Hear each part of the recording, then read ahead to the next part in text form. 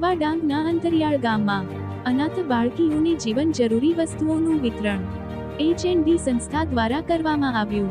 આ ભગીરથ કામ ડોક્ટર રાકેશભાઈ તેમજ નિરૂપાબેન જમાલભાઈ રાની, સેક્રેટરી PRO ઉર્મિલા કંચન તેમજ સંસ્થાના તમામ હોદ્દેદારો અને કાર્યકર્તાગણ દ્વારા સફળ આયોજન કર્યું હતું।